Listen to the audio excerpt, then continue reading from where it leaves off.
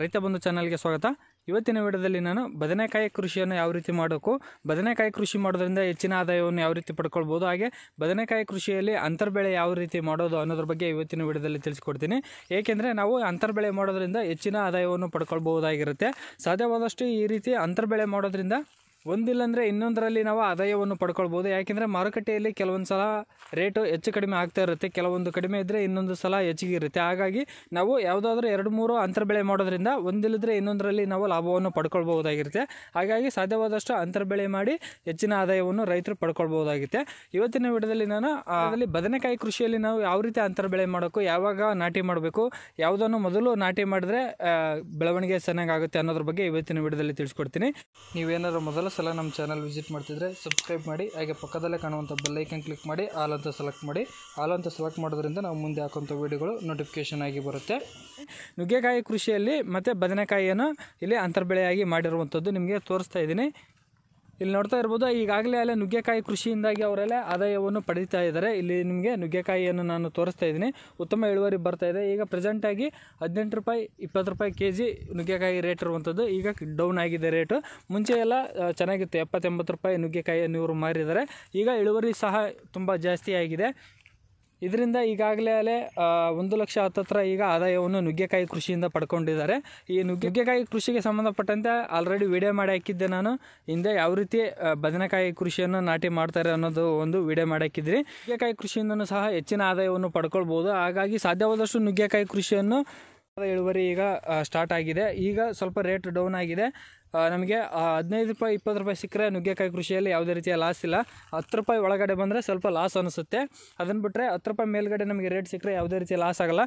ಮೊದಲು ಸ್ಟಾರ್ಟಿಂಗ್ ನಿಮಗೇನು ಡಿಸೆಂಬರ್ ಜನವರಿ ಇದೆಯೋ ಅದರಲ್ಲಿ ಹೆಚ್ಚಿನ ಆದಾಯವನ್ನು, ಹೆಚ್ಚಿನ ರೇಟ್ ನುಗ್ಗೆಕಾಯಿಗೆ ಇರುತ್ತೆ. ಆವಾಗ ನಿಮಗೆ ಏನಾದರೂ ಇಳುವರಿ ಬಂದರೆ ಉತ್ತಮವಾದಂಥ ಆದಾಯವನ್ನು ಪಡ್ಕೊಳ್ಬೋದಾಗುತ್ತೆ.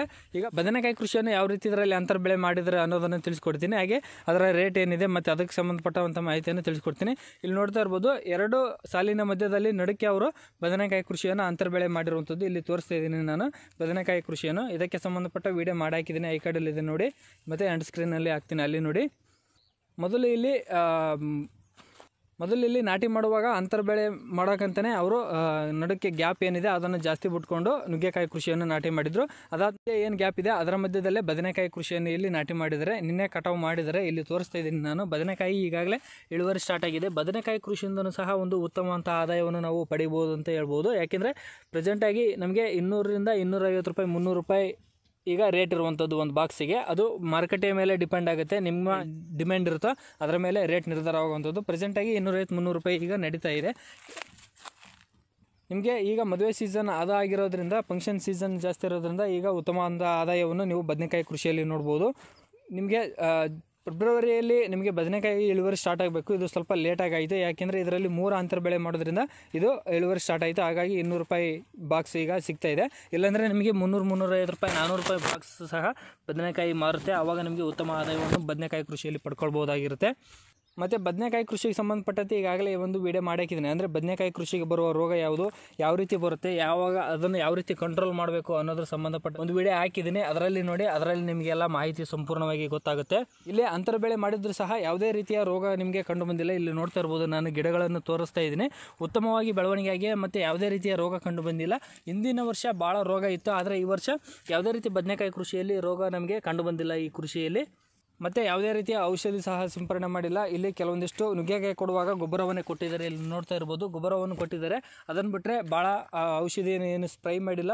ಅಂತರ್ಬೆಳೆ ಮಾಡಿದರೂ ಸಹ ಉತ್ತಮವಾದ ಗಿಡದ ಬೆಳವಣಿಗೆ ಆಗಿದೆ. ಇಲ್ಲಿ ನೋಡ್ತಾ ಇರ್ಬೋದು, ಗಿಡಗಳನ್ನು ತೋರಿಸ್ತಾ ಇದ್ದೀನಿ. ಯಾವುದೇ ರೀತಿಯ ಒಂದು ಎಲೆಯಲ್ಲಿ ಸಹ ಯಾವುದೇ ರೀತಿಯ ರೋಗ ನಮಗೆ ಕಂಡು ಬಂದಿಲ್ಲ. ಏಕೆಂದರೆ ಕೆಲವೊಂದು ಸಲ ಬದನೆಕಾಯಿ ಕೃಷಿಯಲ್ಲಿ ಅತಿ ಹೆಚ್ಚಿನ ರೋಗ ಕಂಡುಬರುವ ಚಾನ್ಸಸ್ ಇರುತ್ತೆ. ಆದರೆ ಇಲ್ಲಿ ನಾನು ಕಾಯಿ ತೋರಿಸ್ತಾ ಇದ್ದೀನಿ, ಯಾವುದೇ ರೀತಿಯ ಕಾಯಿ ಕೊರಕ ರೋಗ ಆಗಿರ್ಬೋದು, ಯಾವುದೇ ರೀತಿಯ ರೋಗ ನಮಗೆ ಇಲ್ಲಿ ಕಂಡು ಬಂದಿಲ್ಲ. ಈ ಕಾಯಿ ಕೊರಕ ರೋಗ ಯಾವ ರೀತಿ ಬರುತ್ತೆ ಅನ್ನೋದನ್ನು ವಿಡಿಯೋ ಹಾಕಿದ್ದೀನಿ, ಆ ವಿಡಿಯೋ ನೋಡಿ ನಿಮಗೆ. ಆವಾಗ ನಿಮಗೆ ಗೊತ್ತಾಗುತ್ತೆ ಯಾವ ರೀತಿ ಕಾಯಿ ಕೊರಕ ರೋಗ ಬರುತ್ತೆ, ಅದನ್ನು ಯಾವ ರೀತಿ ತಡೆಗಟ್ಟಬಹುದು ಅನ್ನೋದು. ಸ್ಟಾರ್ಟಿಂಗಲ್ಲಿ ಹರಿ ನೀರಾವರಿಯನ್ನು ಕೊಡ್ತಿದ್ರು, ಆದರೆ ಸ್ವಲ್ಪ ದೊಡ್ಡ ಗಿಡ ಆದ ನಂತರ ಇಲ್ಲಿ ಡ್ರಿಪ್ ಇರಿಗೇಷನನ್ನು ನೀವು ನೋಡ್ಬೋದಾಗಿರುತ್ತೆ. ಈ ರೀತಿ ಡ್ರಿಪ್ ಇರಿಗೇಷನ್ ಮಾಡ್ಕೊಂಡು ಅವರು ನೀರಾವರಿ ವ್ಯವಸ್ಥೆಯನ್ನು ಮಾಡ್ಕೊಂಡಿದ್ದಾರೆ. ಈಗ ಬದನೆಕಾಯಿಯಿಂದನೂ ಸಹ ಆದಾಯ ಬರ್ತಾ ಇದೆ ಮತ್ತು ನುಗ್ಗೆಕಾಯಿಯಿಂದನೂ ಸಹ ಆದಾಯ ಬರ್ತಾ ಇದೆ, ಎರಡರಿಂದನೂ ಸಹ ಆದಾಯವನ್ನು ಪಡಿಬೋದಾಗಿರುತ್ತೆ. ಈಗ ನೀವು ಮಾಡಿದಂಥ ಖರ್ಚನ್ನು ತಗೊಳ್ಬೇಕಂದ್ರೆ ಈಗ 2-3 ಬೆಳೆಗಳನ್ನು ಬೆಳೆದಾಗ ಒಂದಲ್ಲದ್ರೆ ಒಂದರಲ್ಲಿ ನೀವು ಹೆಚ್ಚಿನ ಆದಾಯವನ್ನು ತಗೊಳ್ಬೋದಾಗಿರುತ್ತೆ. ನುಗ್ಗೆಕಾಯಿ ಕೃಷಿಯಲ್ಲಿ ಸಬ್ಸಿಡಿ ಸಿಗುತ್ತೆ, ನಿಮಗೆ ಸಬ್ಸಿಡಿ ಪಡೆಯೋದ್ರ ಮೂಲಕ ನೀವು ಮಾಡಿದಂಥ ಖರ್ಚನ್ನು ಅಲ್ಲಿ ತೆಗೆದುಕೊಳ್ಬೋದಾಗಿರುತ್ತೆ. ಈ ರೀತಿ ಸಬ್ಸಿಡಿಗೆ ಸಂಬಂಧಪಟ್ಟಂತೆ ಆಲ್ರೆಡಿ ಭಾಳ ವೀಡಿಯೋ ಮಾಡಿ ಹಾಕಿದ್ದೀನಿ, ವೀಡಿಯೋಗಳು ಚಾನಲಲ್ಲಿರುತ್ತೆ, ಹೋಗಿ ನೋಡಿ ಬೇಕಾದರೆ. ಈ ಬದನೆಕಾಯಿ ಕೃಷಿಯಲ್ಲಿ ಸ್ವಲ್ಪ ರೋಗದ ಬಗ್ಗೆ ಗಮನ ಇರಲಿ, ಏಕೆಂದರೆ ಕೆಲವೊಂದು ಸಲ ರೋಗ ಬಂದಾಗ ನೀವು ಗಮನಿಸಲಿಲ್ಲ ಅಂದರೆ ಅದು ಹೊಲ ಪೂರ್ತಿ ಹರಡುವ ಸಾಧ್ಯತೆ ಇರುತ್ತೆ. ಸಾಧ್ಯವಾದಷ್ಟು ನೀವು ಮೊದಲ ಹಂತದಲ್ಲೇ ನೀವು ಈ ರೋಗವನ್ನು ತಡೆಗಟ್ಟಬೇಕಾಗುತ್ತೆ, ಇಲ್ಲಾಂದರೆ ಬದನೆಕಾಯಿ ಕೃಷಿಯಲ್ಲಿ ರೋಗ ಹೆಚ್ಚಾಗುವ ಸಾಧ್ಯತೆ ಹೆಚ್ಚಾಗಿರುತ್ತೆ. ಈ ರೋಗದ ಬಗ್ಗೆ ಬದನೆಕಾಯಿ ಕೃಷಿಯಲ್ಲಿ ಆದಷ್ಟು ಹೆಚ್ಚಿನ ಗಮನವನ್ನು ನೀವು ವಹಿಸಬೇಕಾಗುತ್ತೆ. ಇದಿಷ್ಟು ಇವತ್ತಿನ ವಿಡಿಯೋ. ಬದನೆಕಾಯಿ ಮತ್ತು ಬದನೆಕಾಯಿಯಲ್ಲಿ ಯಾವ ರೀತಿ ಅಂತರ್ ಬೆಳೆ ಮಾಡೋದ್ರ ಮೂಲಕ ಹೆಚ್ಚಿನ ಆದಾಯವನ್ನು ಪಡ್ಕೊಳ್ಬಹುದು ಅಂತ. ಮುಂದಿನ ವಿಡಿಯೋಗಳಲ್ಲಿ ಮತ್ತೆ ಭೇಟಿ ಆಗ್ತೀನಿ. Thank you for watching.